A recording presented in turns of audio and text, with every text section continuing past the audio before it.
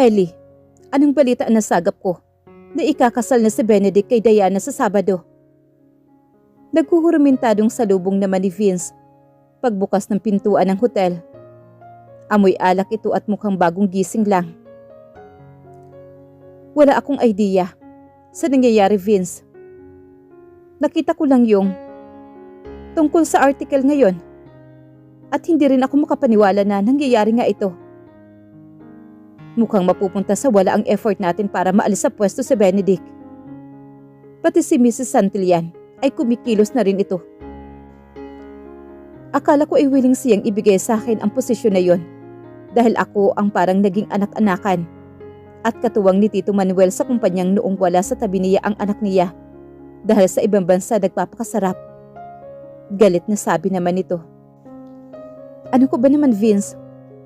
Natural. Mas lamang ang dugo kaysa sa tubig. Kahit na may di pagkakaunawa ng dalawang yun na minsan, alam ko kung gaano kamahal na matandang yun ang anak niya. Ibig kong sabihin, ikaw ang naisahan na matanda. Gigil na supla naman niya kay Helly. Akala ko bababalik siya sa iyo. Ano nangyari? Galit na tura naman ito. Malapit na ang board meeting. Akala ko ba maaakit mo si Benedict? Bakit siya napunta kay Diana? Wala akong idea, Vince. Ang alam ko lang, nakikipaglapit sa kanya si Diana. At isa pa, hindi ako makalapit sa kanya dahil binad niya ako sa pagpasok doon sa kumpanya ninyo. Wala ka ring silbi. Wala ka nang dating sa kanya dahil laspag ka na. Sumbat naman ito sa kanya. Magdahan-dahan ka sa sinasabi mo, Vince. Isa ka sa lumaspag at nakinabang sa akin. Mariing banta naman ni Helly. Kung galit ka, huwag mong ibuhos sa akin. Pumapalpak ang plano mo dahil masyado kang naging kampante at busy ka palagi sa lintik na showbiz na yan. Galit na sumbat naman ito sa kanya. Halos pagbabato nito ang nakita sa loob ng hotel sa init ng ulo nito. Huminahon ka nga, Vince. Bakit hindi mo pagplanuhan ang susunod na hakbang mo? Kailangan natin pag-isipan ang susunod nating plano para mapabagsak natin si Benedict at makuha mo ang posisyon bilang CEO. At tulad ng ipinangako ko sa iyo, magbubuhay rin na ka sa piling ko. Biglang nagniningning naman ang mga mata ng babae at minasahe ang sandata ni Vince na nauwi sa pagniniig at muli nilang pinagplanuhan ang pagsira sa reputasyon ni Benedict at makuha naman ni Vince ang posisyon bilang CEO sa kumpanya. 5 taon kami magkatrabaho, Iha, at alam kong napakabuti niyang tao at hindi ako mag-aalala na siya ang napili mong makasama panghabang buhay. Nakangiting sabi ng ama sa kanya. Nginitian naman ito ni Diana. Parang blessings in disguise pala ang pagkakasakit ko dahil napauwi ka ng Pinas at nagkita ulit kayo ni Ben para muling madugtungan ang pagmamahalan ninyo. Makikita sa mata ng daddy niya ang saya para sa kanya kaya nagigilty siya sa mga hinabing kasinungalingan. Masaya ako para sa iyo, anak, na may makakasama ka na sa buhay. Mabait ang asawa mo, Iha. Thanks, Dad. Huwag po kayong mag-alala. Palagi ko po kayong dadalawin. Ano ka ba naman, bata ka? Ang asikasuhin mo, ang asawa mo, at huwag mo akong intindihin dahil kasama ko naman si Pasing at madalas dito nag-stay si Tita Amanda mo. Basta, Dad, makikita mo na lang akong biglang susulpot dito. Ikaw talagang bata ka. At ginulo ang buhok niya na lagi nitong ginagawa simula bata pa siya. Hinihintay nito si Benedict dahil pupunta daw ito sa bahay nila bago ang kasalan bukas para formal na makausap ang daddy niya. Kahit alam niya na galit si Benedict sa daddy niya, ay nagpapakita pa rin ito para magbigay ng respeto dito bilang asawa niya. Makikita sa ama ang galak na makita naman nito si Benedict. Tara, iho, naghanda si Diana ng pananghalian natin.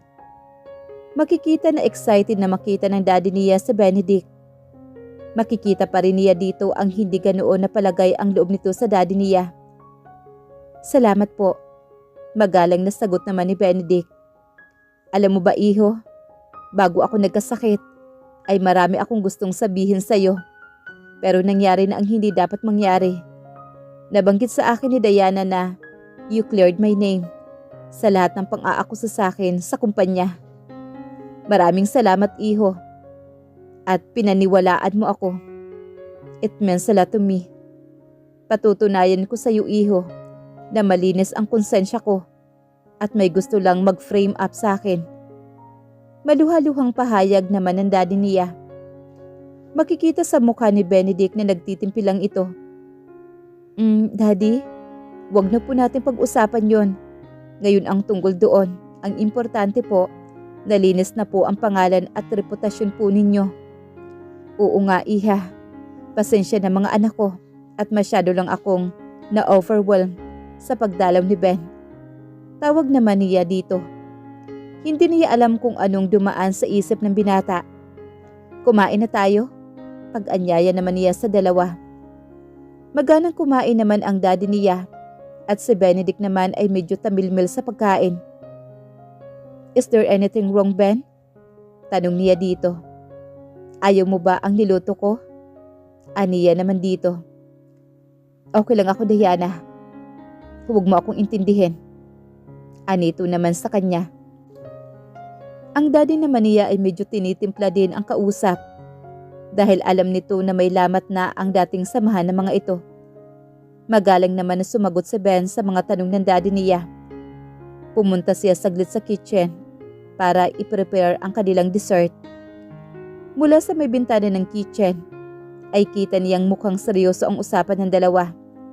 Hinayaan na muna niya ang mga ito na makapag-usap na masinsinan na wala siya marahil ay kailangan ng privacy ng mga ito.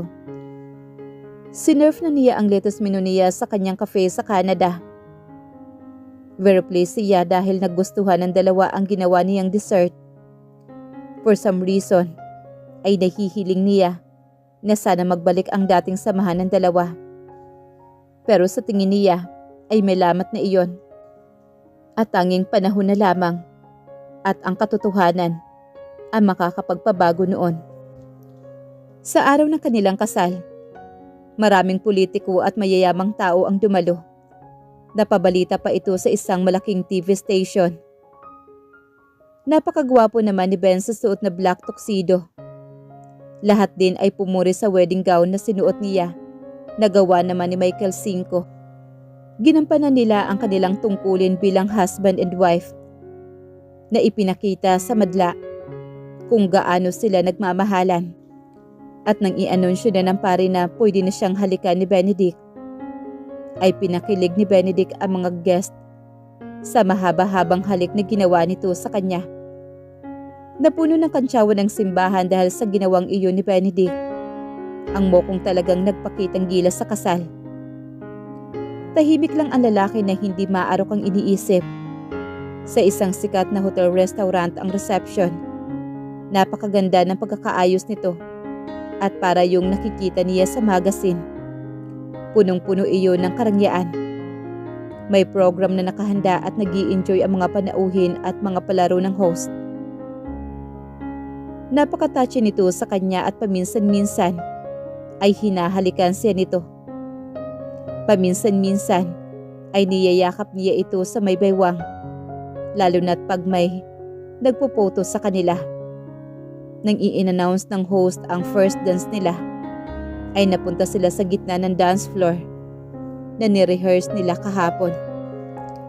Magaling sumayaw si Benedict at nadala siya nito ng husto. Dahil hindi siya marunong sumayaw, buti na lang at nasaulado niya ang mga step. Nang matapos ang sayaw, hinalikan ulit siya nito.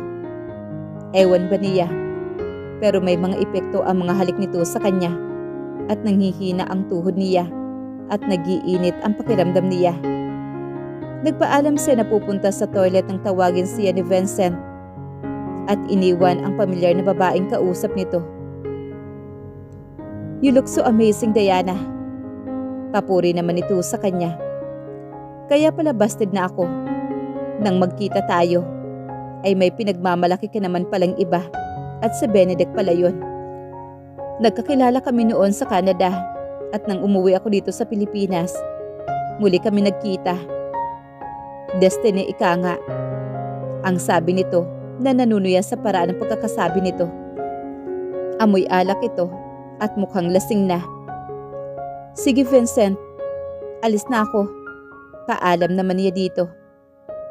Hinablot nito ang kamay niya. Teka lang, nagsasalita pa ako. Ano ba? Nasasaktan ang kamay ko. Aniya dito pero parang bingi ito. Sana hindi mo pagsisihan ang pagpapakasal mo kay Benedict. Sa huli ay makahulugang sabi naman ito. Hindi kailanman.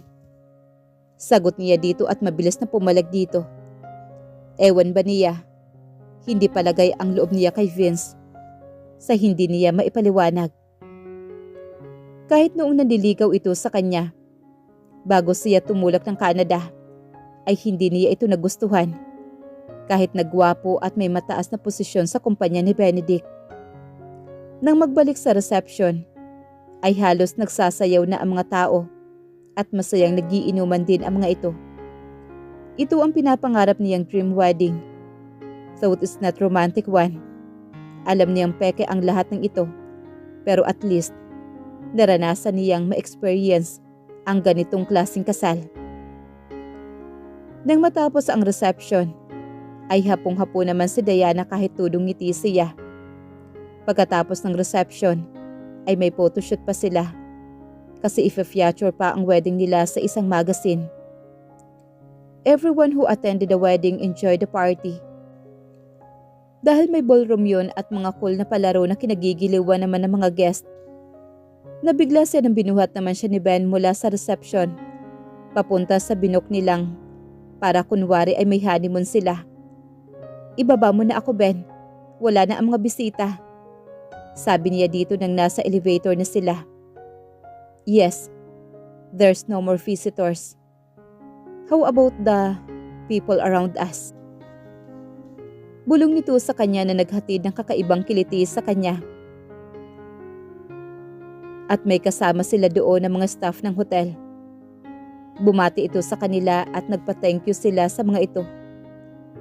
Nang matitigan niya si Benedict, habang buhat siya nito, ay napakaseryoso ng mukha nito.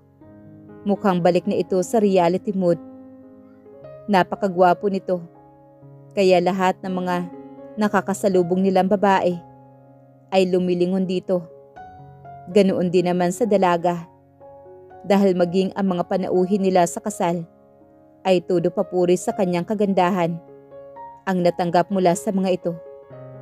Maraming mga nagsasabing kahawig siya ni Elsa.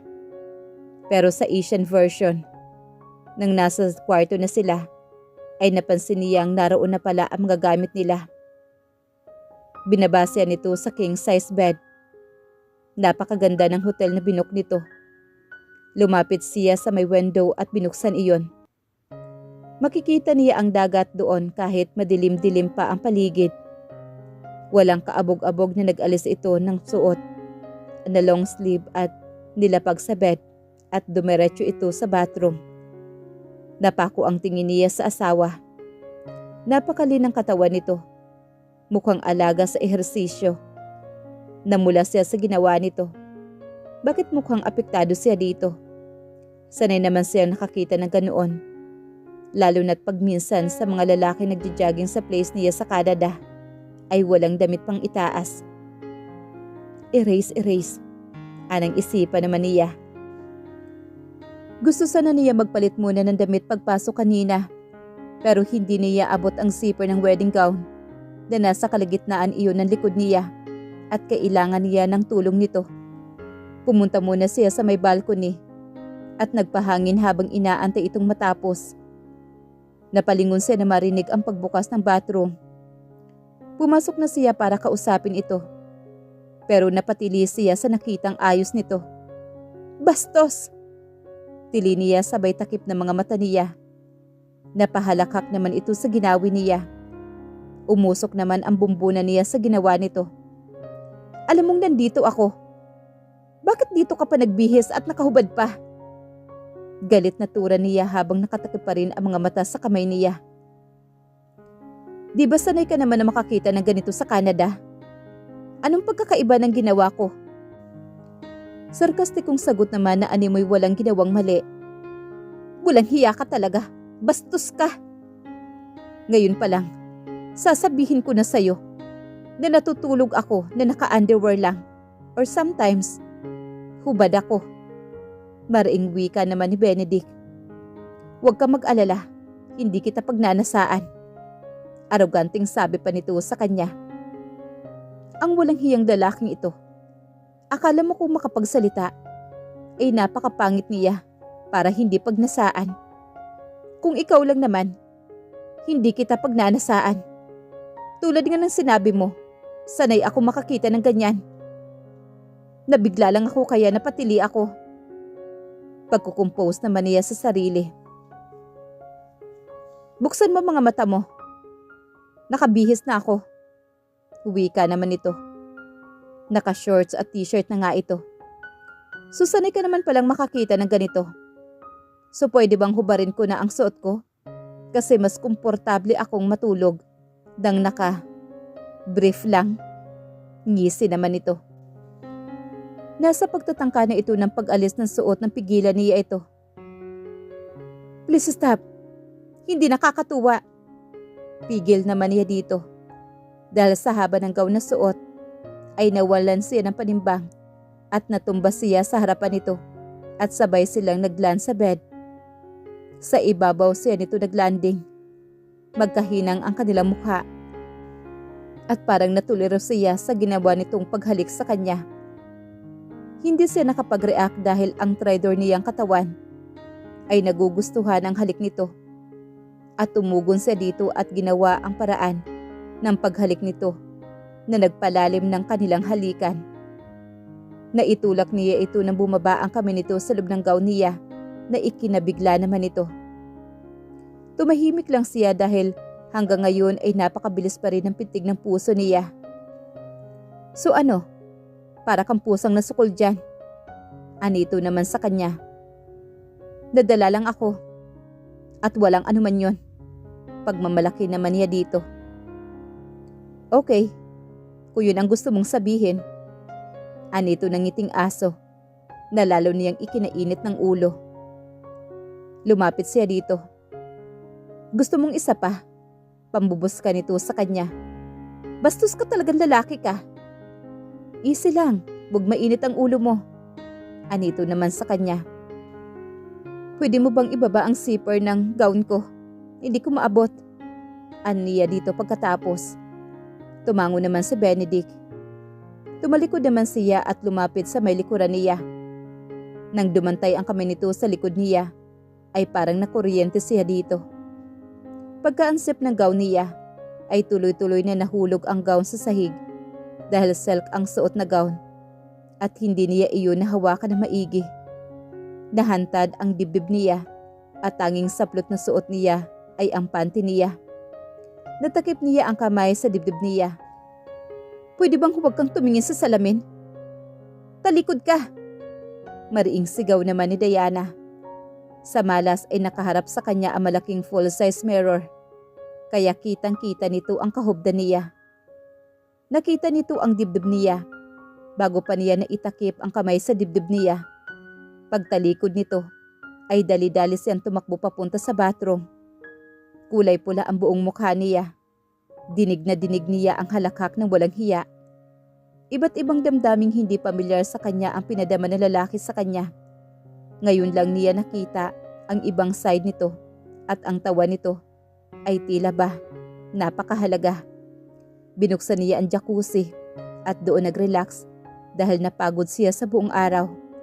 Nakalimutan niya magdala ng damit sa pagkataranta ng pumasok siya kanina. Kaya sinuot na lang niya ang bathrobe at pinatuyo ang buhok niya bago lumabas ng bathroom. Pagkatapos niya magpatuyo ng buhok sa bathroom, ay lumabas na siya. Nakatulog na pala ang lalaki sa kama na halos sakop ang kabuuan nito dahil matangkad ang asawa. Ang gentleman naman ng isang to. Anang isipan naman ni Diana. Sa ngayon ang matutulog sa sopa dahil ito ang gumamit ng bed. Tinungo naman niya ang maliit na maleta para kumuha ng damit pantulog, pero nakapadlock ang dalawang zipper at malamang ang lalaki ang nagtabi ng susi niyon. Hindi niya alam ang gagawin dahil nandoon ang panloob at damit niya. Mukhang malalim na ang tulog nito at nakukonsensya siyang gisingin ito para kuhanin ang susi. She tried to check sa ibang mga gamit nito pero hindi niya iyon makita. Matutulog siyang walang panloob na saplot at roba lang ang suot at sa sopa pa siya magpapalipas ng gabi. Tumawag pa siya sa reception para manghingi ng isa pang comforter dahil siguradong ang magaling na lalaki ay natutulog sa kama na naka-brief lang sa ilalim ng comforter kasi hubad baro ito ng datnan niya. Kinuha niya ang dalawang pares ng unan sa tabi nito at nahiga sa sofa. Dahil na rin sa pagod, ay kaagad din itong nakatulog at hindi alintana ang masikip na tulugan. Paggising ni Ben ay diretso ito sa shower tulad ng nakaugalian nito. Pagkatapos ay lumabas na ito ng bathroom na nakatapis lang ng tuwalya sa baywang. Nakita niyang sa sofa nakatulog ang asawa. Napailing siya sa isiping. Kasal na siya sa babaeng ito. Nawala siyang kaalam-alam sa pagkatao nito. Ang alam niya lang, ito ang kasangkot sa nawawalang fans ng kumpanya. Pasasaamba't mababawi din niya iyon mula dito. Nang tingnan niya ito ay napakakiti ng tinulugang sofa nito. Mukhang masarap ang tulog nito kahit nakapamaluktot ito. Hindi na rin niya namalayan kagabi na nakatulog na siya sa pagod. Nakatalikod ito at halos mahulog na ang comforter nito sa sahig. Nang alisin niya iyon sa katawan ng dalaga para buhatin ito sa kama, ay napansin niyang nakaroba pa ito at mukhang nakatulog din sa pagod kagabi. Pag-angat niya dito at inihiga niya ito sa kama, ay gumalaw ito at doon nakita niya ang dalawang malulusog na dibdib nito. Kakapaligo pa lang niya, pero nag-init na ang pakiramdam niya. Halos bumuka na ang pang-itaas na roba nito nang tumihaya ito. Para siya napako sa kinatatayuan na para bang na-mesmerize sa asawa. She has a natural voluptuous breast at napaka-pinkes ng nipple nito. Nagkakasala siya sa ginagawa niya pero nanatili siya nakatitig sa asawa. Nang gumalaw ulit ito, ay napansin niyang wala itong pang-ibabang saplot dahil nakita niya ang makinis na puwitan nito. Mas lalo pa siyang lumapit dito at napamura siya sa kanyang sarili. Hindi ko pa siya naaangkin. Ay parang sinisilaban na ang katawan ko. Bumalik siya sa bathroom at doon nagsariling sikap dahil hanggang sa kasalukuyan ay tinitigasan pa rin siya. Malakas ang epekto ng asawa sa kanya. Muli naman siya nag-shower dahil init na init ang pakiramdam niya sa tanawin. Para siyang teenager na nararamdaman at inaakto ng kanyang katawan. Sanay siya makakita ng ganoon, pero sa asawa ay kaagad siya naaapektuhan dito. Narealize niya, nasa bulsa pala niya ang susi na maleta nito, kaya hubot-hubad ito sa ilalim ng roba nito.